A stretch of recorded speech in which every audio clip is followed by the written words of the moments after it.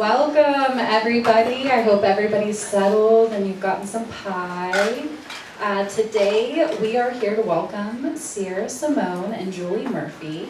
We're celebrating the release of Jingle Mingle, Jingle Bell Mingle. It's a hard one. Yeah. Sometimes when we say it, we call it a Jingle Bell Mingle. I don't know why. This is the third and final book of the Christmas Notch series. Some of the things you'll find in this delightful holiday rom-com will be one broody sad boy, one cheerful chaos machine, one Christmas miracle equaling a very horny, tinsel-draped tale of true love and holiday magic. Also, there's a small town, a gaggle of messy friends who are nosy and loyal, a horrible cat, horrible, and only one bed. Also, only one photo booth and only one bathroom counter at the Ski Lodge restaurant. I hope you all enjoyed this one as much as I did. Copies of this hilarious and highly intoxicating read and the rest of the Christmas Notch series can be found at the counter if you haven't. And when you're decorating for holidays this season, be sure to decorate your shelves as well because these covers are gorgeous. So be sure to stick around after the author's conversation and Q&A and get your copies signed. Thank you and enjoy the event. Yay! And we should say there are goodies from us to you when you come and get your book signed. So even if you're like, I have to run after the event, let one of the booksellers know and they can hold on to the goodies for you so that you can make sure you have them. They're not safe. I can talk really loud. They're not safe for work. I was getting really handsy with the microphone. So, in case you guys don't know, Julie and I are best friends, and we have been best friends for 10 years. It's our 10-year anniversary in October. That's right, baby. We finally made it Instagram official because you bought a house on my street. Yeah. So it's real intense now. Yeah. We share a plat map now. We share if you look on our county aims, our names are next to each other. Yeah, we're really close. So Julie used to live in Texas. Uh-huh. And I lured her through various means to move up to Kansas. So she is now a Kansas resident, everyone. Yeah. So that's different. Texas was and still is very much part of my identity, but I'm like, you guys have such better weather here. So I'm not walking outside and immediately sweating from my butt hole. Sorry, I just Give it 10 minutes. was seeing where it was going. Yeah. Anyways. And I thought, so we've been together for 10 years, and I thought because on the dedication page of this book, we address who brought us together. So I thought we should talk a little bit about that. Yeah, this is when you open your books and the dedication. I'm just kidding. You don't have to, but I just felt the power of a teacher just now. Okay, so yes. I'm sure if you've heard us talk before, you've heard this story, but we'll do a real quick run of it. Yeah, and run. Tell you that one of our dearest friends, Natalie C. Parker, introduced us to each other. She actually just came out with a new book called Come Out, Come Out. Oh, they have it back there? Yeah. It's so good and creepy and fantastic. Anyhow, Natalie C. Parker was like, hey, it's the year 2014. We're all debut authors. No publisher on this green earth is paying for us to go anywhere. Let's get in a minivan and drive to as many bookstores as will have us. So that's what we did. And of course, the more authors you have, the cheaper it is. Yeah. And so Natalie was like, you guys will sleep, you will share beds, you will sleep in bathtubs and hotel rooms. We will do whatever we can to stretch $1. And so they invited me when I still wrote young adult books at this time. And Julie rolls into my driveway in a minivan with Natalie and our other friend Tess. This was a last minute addition, I want to clarify. It was a little late in the game. I had already agreed to come. I didn't know that I was going to be sharing a bed with a stranger. Yeah. So Julie gets out of the car and she's like, I'm Julie Murphy and I snore. just to kind of like set the expectation Yeah. of what sharing a bed was gonna look And like. then Bethany said, oh my gosh, that's Bethany's name. That's Bethany's birthday. Sierra Simone said, I'm Sierra Simone, and I have narcolepsy, so I can sleep through anything. Which is true. Yeah. That was not even a lie to make Yeah. you feel better about your snoring. Yeah. And so we ended up sharing a bed. So our first night that we met each other, there was only one bed. Mm-hmm. And Forced proximity. forced proximity, enemies to lovers. Insta love. Enemies. Yeah. Yeah, it was enemies to lovers for me because I'm a Scorpio and anything can be enemies to lovers. Yeah, You can try and hard I was enough. I was like oblivious to the enemies part. I was like, Yeah. we're gonna be best friends. I was like, And so fast forward a couple years, like we became fast friends and we realized that we were very similar kinds of writers. So if you follow a lot of writers on Instagram, you'll notice that a lot of them like to wake up at 5 in the morning and make color-coded planners and write 5,000 words a day and then save a puppy, do drink some kind of yoga. green juice. There's something And- green. There's yeah. always something green. And we are more like sleep until 11, eat a Pop-Tart, complain about our job for 2 hours, and then maybe reluctantly Lately write though, the it's other been words. those ham croissants. So I just want to say we're a little bit more elevated now. Okay, go ahead. And so we were like, okay, we have our friends go on these writing retreats where everyone wakes up really early and they're very productive, and you know they're done by 4 p.m. so that like they can go to bed by 9 p.m. like healthy people. We were like, what if we went on a retreat, we slept until 1 in the afternoon, worked until 4 in the morning, and just ate like feral college students on Christmas break when their parents aren't home? In between literally boiling in a hot tub. Yes. And that's what we did. We started going on retreats where we would rent a cabin in the woods. There's a state called Oklahoma. I don't know if you've heard of it. And they have really cheap cabins you can rent in the woods. So we would rent these cabins. They'd be decorated with the finest Christmas decorations that, you know, TJ Maxx had to offer. We would stock up on pie, and then we would write our hearts out. And then if we Which is why you're eating pie, because we're really into pie. We are really into pie. You're welcome. We don't pay for it, but emotionally. we're taking credit for the Yeah. pie buffet. It was all watermarked. It was so watermarked. If you see a bookseller, tell them thank you for the pie. And so we would go on these retreats, and they would usually end up being at Christmas time. And so that meant that when it was time to watch trash TV, because we'd gotten all our work done, and that's how you reward yourself for getting your work done and paying your bills, if you can Oh, watch yeah. trash TV, we would watch made-for-TV Christmas movies, which was a new genre for me. Starting in 2017, I had never seen a Christmas movie, and Julie was like, let me show you the cinematic masterpiece that is A Christmas Prince. And so I watched it and I was like, someone got paid to make this. And then I was like, wait till you see the one with the Vanessa Hudgens where they just keep adding more Vanessa Hudgens.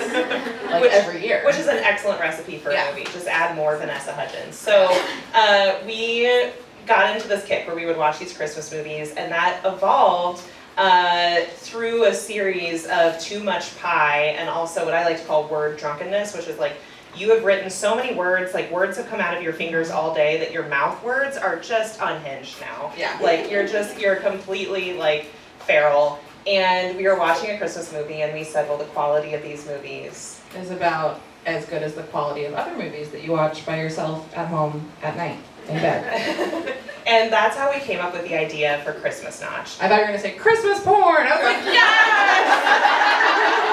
That's banned in Kansas now. Gotta get that VPN. Yeah. So we came up with this idea of this adult film producer who is just trying to put his hapless kid through art school, and he needs to pay the bills. And the adult films, they're doing great, but it's kind of like he's kind of locked into this market. He's like, well, what if I just break into the made-for-TV Christmas movie market? Like, pretty similar. Like, you just get a tote bag full of scarves and, the Yeah. same 4 actors and rotate them Tell out. everyone to put their shirts back on. Yeah. Yeah. And it's about the same production timeline, And so he decides that he's going to launch this venture where he's making wholesome Christmas movies in a wholesome Christmas town called Christmas Notch, Vermont. But of course, through a series of mishaps, some of his adult film performers end up kind of like creeping into the production. And that's how we kick off A Merry Little Meet Cute, where you have Bianca Von Honey is the lead, and she kind of has to keep her identity under wraps while she's on set. And then we also meet these 3 boys. Do you want to talk about Ink a little bit? 3 boys from a boy band called Ink. In Ink, spelled I-N-K, is Isaac, Nolan, and Callum. Callum, by the way, if you've read book 2, his name was originally spelled with a C, but he changed it legally to a K so that they could spell the boy band Ink. His mother was mortified. So each book follows one of the boy band members. So if you've followed the series, you've already met Isaac, you've already met Callum, and now it's time for our sad boy, Isaac. Yes, so Nolan he's our first guy. He's the bad boy. Callum is the funny one. And Isaac, he's our heartbroken heartthrob. His wife died 5 years ago, and he's basically been a hermit ever since. He's been holed up in his mansion, not writing music, solving true crime cases online. Like when his phone starts vibrating, he just throws them to the ocean. He Yeah. just doesn't want to be approached by anyone. I think this is an understandable impulse. I think that's normal. You ever get an email for the job that you're paid to do, and you're like, you just want to throw your whole computer in the trash? Like, Yeah. how dare you? Yeah, leave me alone. Yeah. How dare you? Scram! Sorry, we've been on TikTok too much lately. So a Jingle Bell Mingle kicks off with, we've got this melange of a wholesome Christmas town, this sort of like feral band of adult film performers who have gotten no less feral for being exposed to like wholesome Christmas stuff. And then we have the last member of our boy band, Ink, Isaac, and he's bought a mansion at the edge of town where he is trying to like convince himself to make music again. So that he can get this one last album off his contract and then never make music again and have no one ever talk to him again. That's all he wants. Yeah. He just wants to be a recluse. Yeah. It's a lot like you, actually. Well, he does want one last thing, Yeah. like me, which is a one-night stand with a bridesmaid. Yeah. And that Who is, doesn't? and that is how Sunny comes in. Yeah. So Sunny is Bee's best friend from book 1. If you recall, she is chaotic sunshine. And so she is at this wedding. I don't want to spoil whose wedding it is. It's a wedding. She's at this wedding at the start of the book, and she finds herself swiping away. And she accidentally swipes on someone named, what? Did you go by like Tyler? He's like a fake dating profile. It's pretty funny. So she stumbles into this bar and finds herself face to face with Isaac, who she actually has a history with because she and Isaac in book 2 accidentally had a threesome. And so, accidentally. Unplanned threesome. Spontaneous. Spontaneous threesome. So she finds herself face to face with Isaac, and the two of them decide, you know what, we both need a warm body tonight, let's do this. And they hook up, and they stumble back to her hotel where she is staying because on top of accidentally having a threesome, Sunny also accidentally sold a script to this Christmas movie channel in a sort of like frantic pitch while her boss had to run from the room because of an IBS situation. She was like, you know what? I heard this story once about this Christmas miracle, and you guys should make a movie about this. And then the Christmas Miracle people at the Christmas Miracle Factory, which is the Hope Channel in this book, were like, you should totally write us this movie.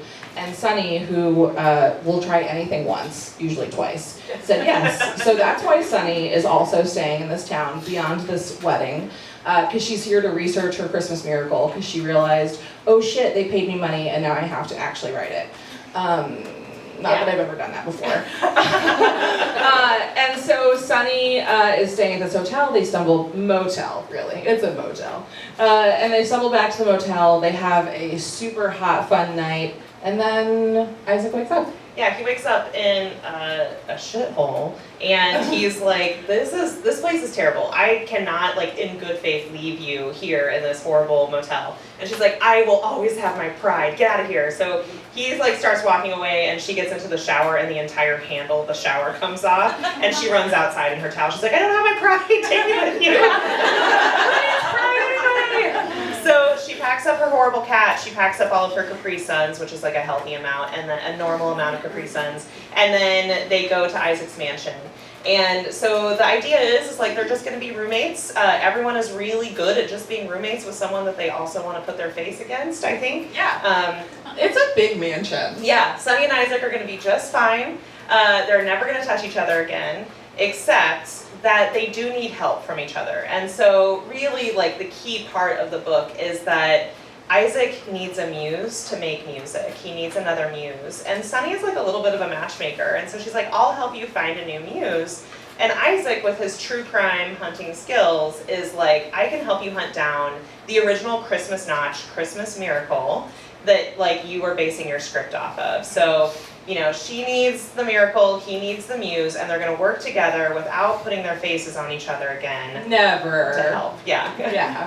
For like 15 pages. Yeah, it's like 15 pages. Yeah. And then they're like, okay, sometimes we put our faces on each Yeah. other. Until we find the muse. Until we find the muse. And then we'll stop face pressing. Yes. Yeah.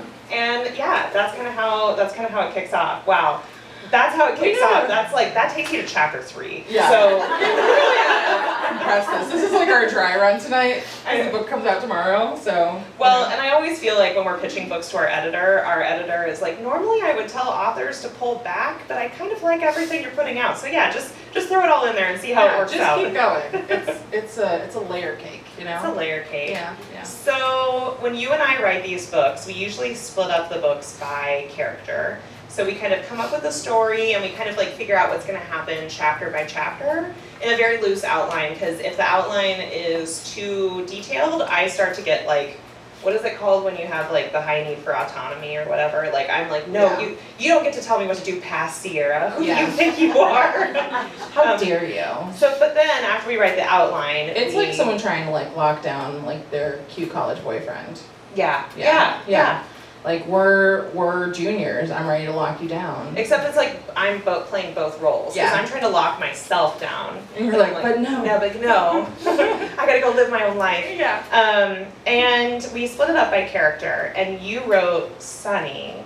Mm-hmm. And do you want to talk about what you were excited to write when you were writing Sunny? Yeah, I feel like we should also mention that our formula for who's going to write what character is typically which character has a cat, and then I will choose that character, and then which character is really sad, and then or traumatized, and Sarah usually chooses that character. Yeah. So yeah, we knew that Sunny was going to be like the book 3 heroine pretty early on, and I had laid a claim to Sunny because I created Sunny in that first book with B and Nolan.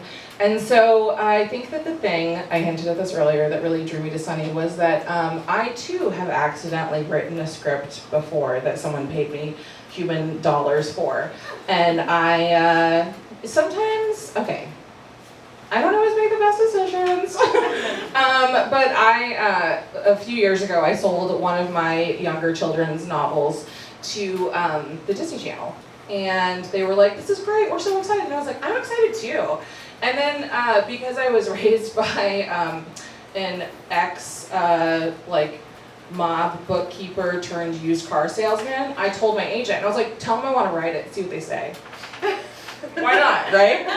And she did not stop to ask, do you actually want to write this? I was just asking for fun. And then the Disney Channel was like, okay. And then I was like, oh shit. So I really understood Sunny's motivation in this book.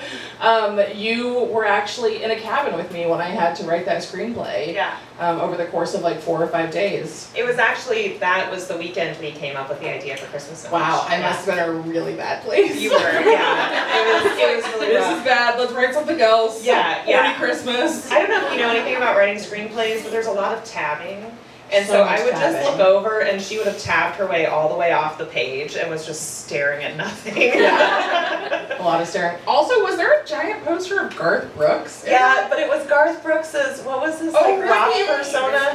Christy. Christy. Yeah. Oh, so he was like, if Julie's a wall, he was like He was this. always like. It was a weird weekend. It was a strange cabin. There was Yeah. weird energy there. Yeah. Good energy, I think. I mean, something worked. Something worked. Yeah. It wasn't that screenplay. So anyhow, I felt really near and dear to Sunny because of that. But also, Sunny is this character who everyone perceives as being like constantly bubbly and constantly cheerful and someone who you want to be best friends with. And I think that as a theater kid, I'm really good about trying to be around other people and trying to make them feel good and always wanting to like make people laugh. that I sometimes lose sight of the fact that like I want to have the dark, gross bits of myself too. Like I also want to be a sad boy who throws his phone into the ocean, Sierra Simone. So there are quite a few times when Sunny has to deal with that because both Sunny and Isaac are dealing with grief in different ways. So yeah, what about Isaac? Did the job for you? Well, I like that he was sad. I don't know if we've emphasized that enough. Well, one of the things that I really think is powerful about grief is that you're grieving the person who's gone, but you're also grieving the person that you were with them. And I think for Isaac, that is actually like the real barrier right now, is that he has not only mourned his wife like thoroughly, but he has kind of become stuck mourning that version of himself. He's kind of like he's become someone who mourns. And he doesn't know how to sort of like move on from that in a way that doesn't feel like it's dishonoring how much he loved his wife. And so that is like really what he kind of has to be like punched repeatedly in the face by love to realize, is that like it's okay to live again. And it's okay to grow into the new version of yourself and to the new phase of your life. But I also really like, he's a little bit of an artist, I'm a little bit of a precious artist. And so Very precious. I usually try to avoid writing artistic people in books because I worry that the lens will be too harsh when I go back and reread it, and I'm like, oh, these artist characters they're so pretentious. But with Isaac, it felt like I had a great veneer because he writes pop music. So he is an artist, but he is someone who is very comfortable with writing accessible music, with capitalism, with how to write commercial things. And so it was like a really fun character to get inside. He's also a little bit of like a mom guy. Like he and his mom have like a really interesting relationship, and so I really enjoyed getting to write that too. Yeah, it's good stuff. It's good stuff.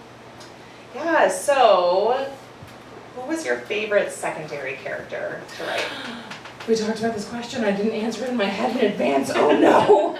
I'm gonna actually say that my favorite secondary character is on 4 legs, and his name is Mr. Tumnus.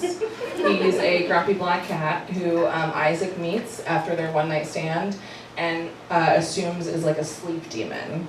But it's not. It's Mr. Tumnus. So yeah, Mr. Tumnus is very precious. He's a little bit based off of like my cat Opie, and then a touch of maybe Crookshanks from like not just Harry Potter, but like Harry Potter fan fiction, like Hermione fan fiction. It's a very specific thing, and so yeah, I really love Crookshanks because my cats are my comfort creatures, and he is a comfort and also a pain in the ass. Yeah, I was gonna say I don't think your cats bring you much comfort. Like No. they demand you comfort them. Yeah. But like they don't do the opposite. It's an exercise in reciprocal love. I don't know. I don't know what to tell you. I like it. I like being abused by my cats. My favorite secondary character has essentially stayed the same for all 3 books, which is Teddy Ray Fletcher. He is our adult film producer with a heart of gold. Mm-hmm. And when we started out writing this series, we thought it would be so easy to create a world where people are kind of sleazy. When you talk about adult film, like I think it's really easy to sort of conjure up the idea of like sleazy archetypes and people exploiting other people, and so we kind of didn't want to go there. We were like, what if we built a world where the plot twist is that everyone is better than you think they are? And so with Teddy Ray Fletcher, we were like, what if the plot twist is that he's actually like a dad with a heart of gold, and he just really loves his kids, and he's somehow become this like accidental emotional stepdad to all of these like adult film performers. And so if you've been reading this series, he's kind of had a blossoming romance over the course of the last 2 books. And in this book, it kind of gets to come to fruition for him. And so it was like really nice writing, not just a happily ever after for Sunny and Isaac, but also a happily ever after for Teddy too. Yeah. I do think like a publisher will tell you any book is a standalone to try to just get you to buy a book. But I do think that these books are really beneficial to read in order because you do get like the benefit of getting to know all these characters, because we had so much fun at the end of this book getting to throw all of the characters we met along the way into the like a giant salad bowl and tossing them around aggressively.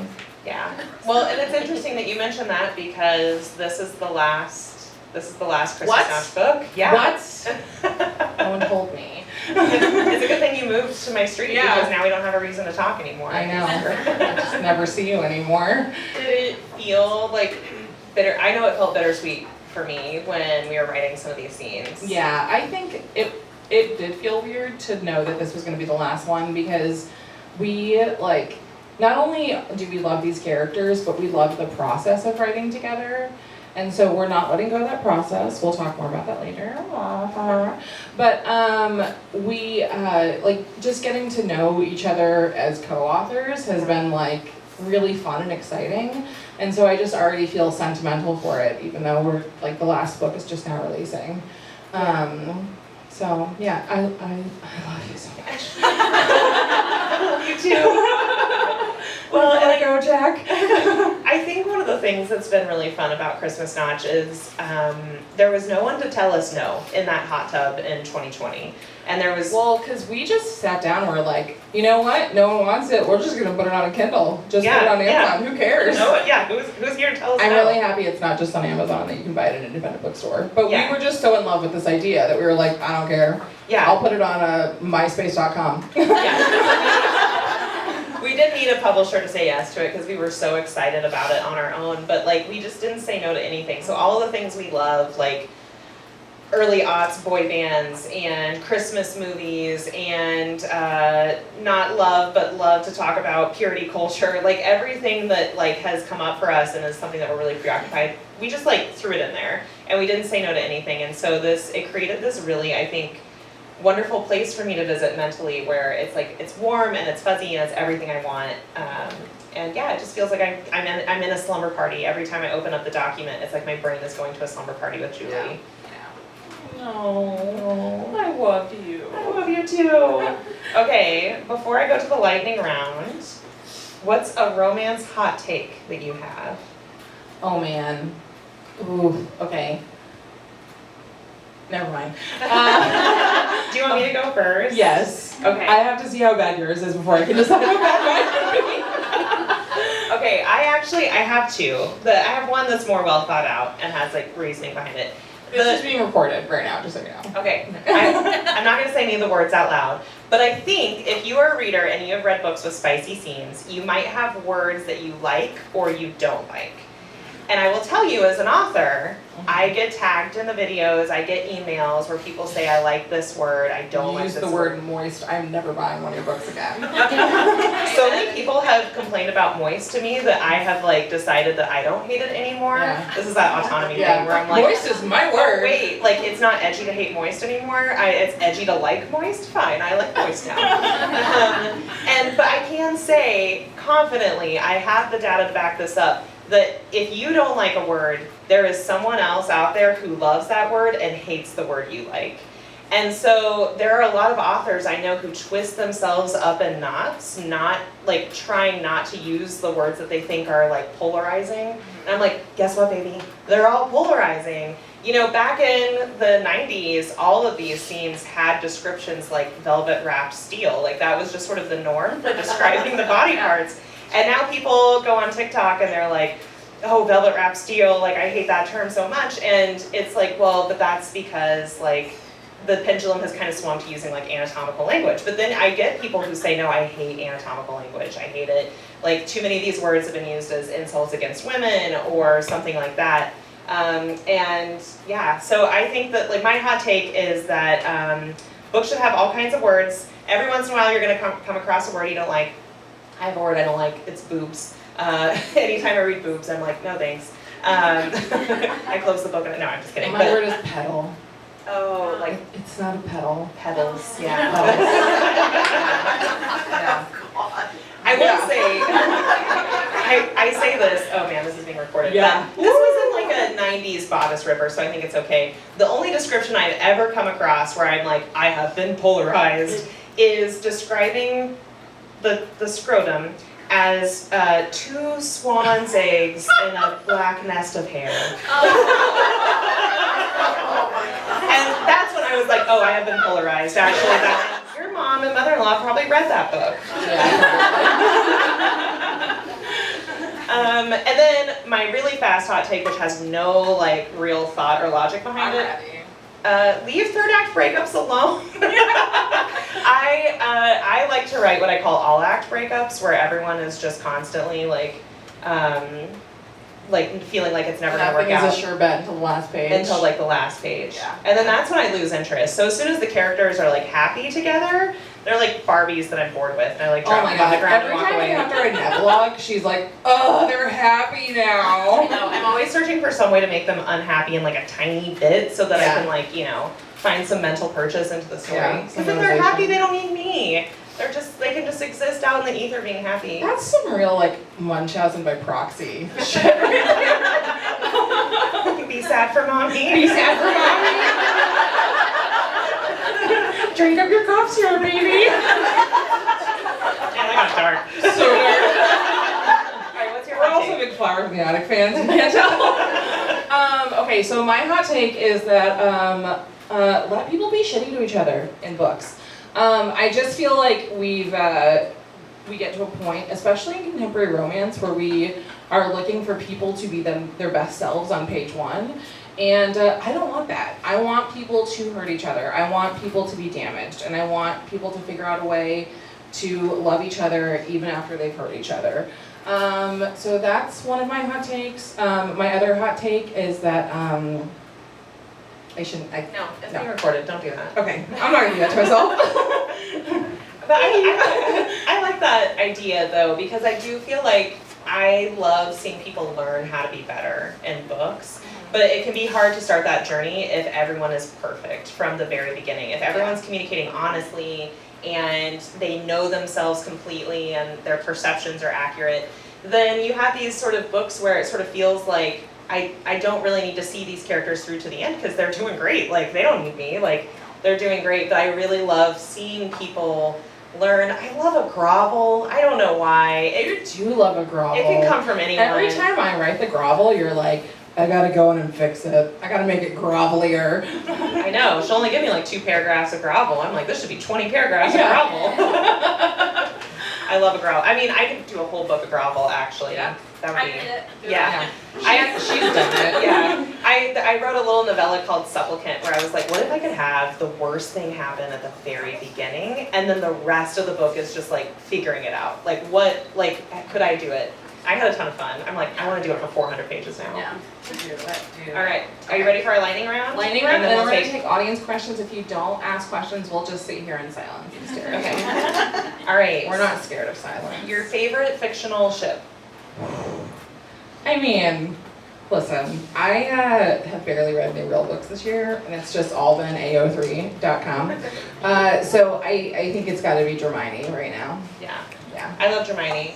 For me, it's John Adams and Benjamin Franklin. Okay. Oh. Okay, hang Look, on, guys. go back. In 1776, there was only one bed. There was only one I bed. can tell you the story because I've heard it so many times. I know. Go on. I read aloud the diary entry from John Adams' diary to her because I'm like, listen to this. I was driving, and so she was like, okay, this is good. You can't look at your phone. You can't go anywhere. have to You're listen to captive. me. You have to listen to me right now about John Adams and Benjamin Franklin. Anyway, sometimes just look up the time. They had to share one bed in 1776. It's hilarious. They argue about colds, and Benjamin Franklin is so boring that he puts John Adams to sleep, talking about his theory of colds. Yeah. It's pretty great. Okay, what was your summer anthem? Oh, I mean, it's gotta be like a Chapel Roan song. I gotta say, I can never say this without sounding like I have a stutter. Feminine, na. I always have to sing it. Yeah. Yeah. I think mine was, Do your dance, do the No. dance. Do your little dance. I'm not doing the dance, but it was a Charlie XCX song, and I had a dance that I learned. Just do the apple part. I can't have a microphone. Oh, but, you know. okay. Anyways, she does this. There's literally video footage of her just doing this on my porch, like on my Ring doorbell. She's just doing this dance all the time from TikTok. Yeah, because he lives on my street now. Yeah, it's great. Okay, so Isaac is on a Discord server about true crime because that's his like guilty pleasure. Yeah. What would your guilty pleasure Discord server be? This is gross. I love Dr. Pimple Popper. Oh yes.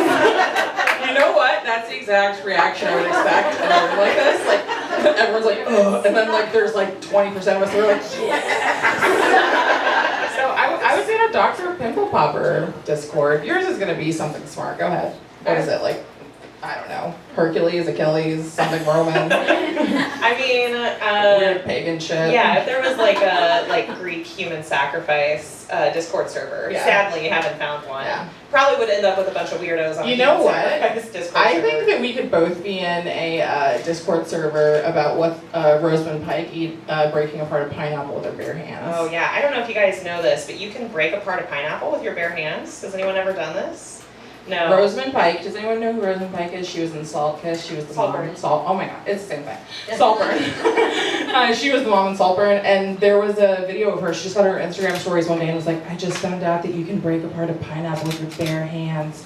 And she's just like slowly doing it, and we could not stop watching this Yeah, it's video. like a 5-minute, like it takes her like minutes to like crack In open this fact, pineapple. We were so obsessed with this movie and her that we had been in our document copy and pasting like GIFs and photos from this movie and also from this video of her breaking apart a pineapple to each other in the document. Like, you did great, baby. Look at this really hot picture of Jacob Elordi. Or you did great, baby. Here's Rosamund Pike with the pineapple. So we turned in the book and forgot that all of those images were at the end of the book. And our editor was like, "This is great. The book is great. I don't really understand what's going on down here. The book is great." Oh, whoops. Whoops. At least it wasn't some of the worst stuff from Saltburn that could. Yeah, that's in the text thread. Okay, last question. What is the most out there thing on your Kindle right now? Oh, it's got to be Split or Swallow. Split or Swallow. Does Has anyone anyone know heard of this about book? Split or Swallow? Oh, So no. this just got acquired. So next year. You're not supposed to tell people this yet. This is a secret. This is a secret, but maybe next year it'll be here at Watermark. Yeah, who knows? Who knows? So I found out about this book because I am in the Hermione fandom, and there's a really popular meme account that floats around that fandom that goes by the name of Oxford Lemon, and I found out that this woman who runs this account had been writing this book that was about a basilisk shifter. So it's just a snake shifter, that's just what that is. And I was like, "Sierra, this girl is about to publish this, self-publish this, and I think it's gonna be unhinged. We should read it." And we did. And there are some things in that book that she's never seen. I know. I was So- like, holy shit, girl, you crazy. Yeah.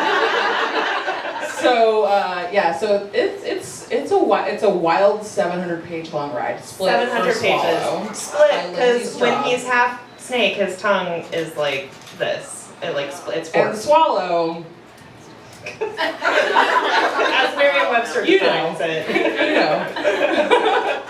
All right, I think we have time to see Oh if you guys have any wait, questions. we promised everyone we would give an update on our favorite pie.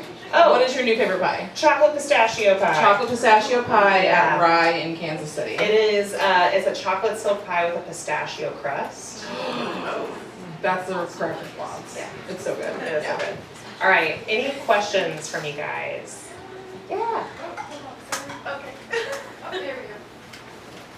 Fancy more microphones. Hello. My question's for Sierra, but I love you, Julie. Whatever. We just became enemies. I don't We're already enemies. Anyway, as I sit here with my filthy priest stack, I'm just interested to know how your writing changes, like your process changes. How do you get in that mindset versus this Christmas rom-com? It's got to be different. I think that it's actually easier than I would have thought it would have been before, because we have to do, when you're writing a book on your own, this is going to sound so obvious, but everything's happening inside your head. You don't have to check in with HR. I mean, maybe you should sometimes. You don't have to check in with the boss. You don't have to check in with like a certifying body that you can do something. It's Your all- books have no HR department. No. Yeah, they are sole prop. And when you're writing with someone else, like all of that thinking has to be externalized in some way, whether it's verbally or writing things out. And so that sort of automatically tips me into a different state of mind. And I think it's because a lot of people don't know this, but I have been known to crack a joke or two. You wouldn't guess from my like solo covers because they're all so intense. But when Julie and I are together, we love to make each other laugh. And so a lot of our plotting process is just trying to make each other laugh, and like who can make each other laugh the hardest. And it's usually because one of us has just screwed something up really bad. Yeah. Like today. Yeah. Did you know that when you rent a car, that when you say you're going to be there at 9 o'clock, it's not after 9 o'clock, you should be there at 9 o'clock? We didn't know that until 2 o'clock is after.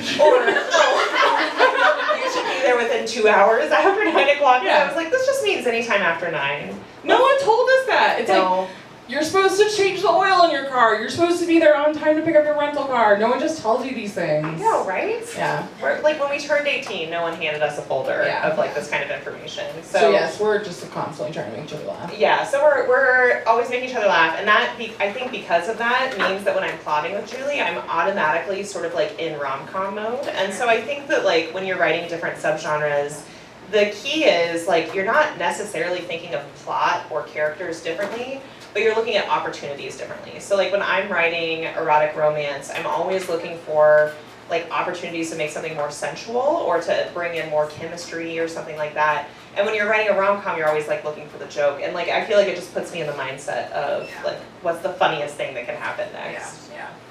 Thank you.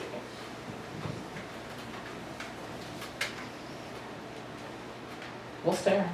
Everyone is like so, I know, so polite. yeah, so well behaved. Well, So demure. So here. Another one? I think I'm loud enough. Can you guys hear me? Oh, I can hear you. She's coming from my phone. Okay. So they always say like someone has black cat energy and someone has golden retriever energy. If I was to guess, I would say Julie is the golden retriever and Sierra is the black cat. But what do you guys think of yourselves? It's actually funny because I think it's the opposite. the exact opposite. Yeah, I'm really scared of conflict. I want 100% of people to like me 100% of the time. I never say no to people ever. And Julie will trip you while you're walking down the stairs. I feel like that only makes me more of a black cat because you'll see a cat and you're like, they're so cute, I want to pet their belly. And then they're like, come on, it's not a trap. Come pet my belly. I'm a black cat in the best possible way. But I do feel like it's a good... Your books give black cat energy. I do feel like people are always surprised by this. I Yeah. know, yeah. That's like, I feel like that's... And then I feel like your Because books... Like, I'm actually the depraved one in the relationship. yeah, but I feel like your books then are the, like, dump in and put in, like, they're happy books about happy people. I don't know how it happens. But I will say, if you can have a best friendship that is structured with a cat and a dog, it is the way to go. Yeah. Because we can take turns, like with our publisher, I'm the golden retriever, where I'm like, thank you so much, I love everything you do for us. Okay, I'm just gonna let Julie come in here. Okay, now Julie's gonna take the stage now. And then Julie's like, here's 18 bullet points of... This is everything that's wrong with this cover. Yeah. Yeah. So You might want to just fire yourself. I'm kidding. I would never say that. Yeah. Not out loud. Yeah. I mean, someone's gotta be like, she didn't want onions on her salad, you know? Oh yeah, I'm the person who would like never send food back. Like I could be deathly allergic to something. I'll be like, I'll eat it because that's what they brought me. Yeah. My lips look so good when they're swollen.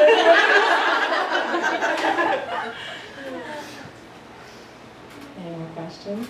You just want to eat more pie? More pie. Yeah. You just want to get signed books? Okay. All right. Well, we will be signing books, I think, up here.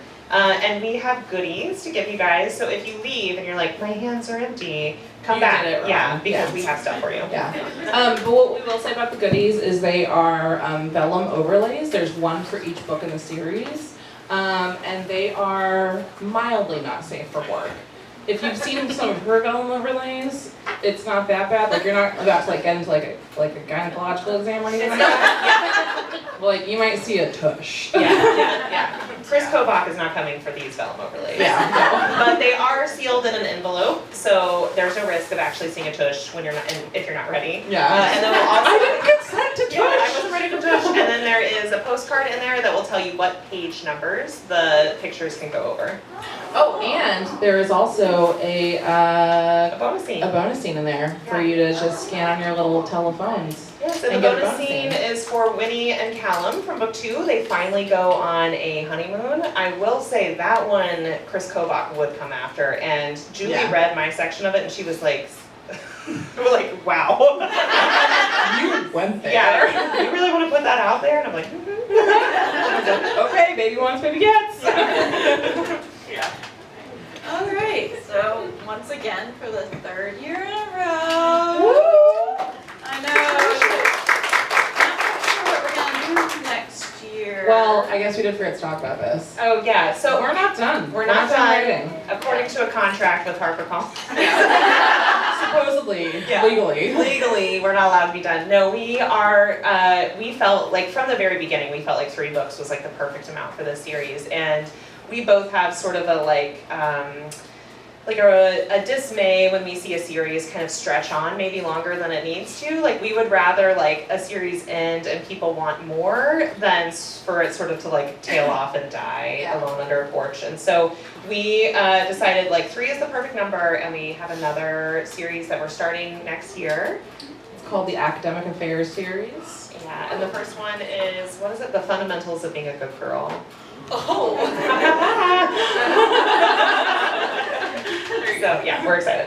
Oh, thank goodness. Okay, I wasn't sure what we were gonna do with ourselves. So we'll be back next year, but maybe like back to school. Yeah. Back to school energy. Okay, awesome. Thank